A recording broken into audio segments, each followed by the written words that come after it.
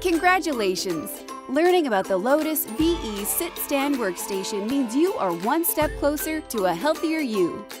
We are going to show you how to route your cords through the convenient cord management system so you can conquer your tangled cords. Your Lotus VE features a convenient channel and 4 cable clips, 3 of which come unassembled.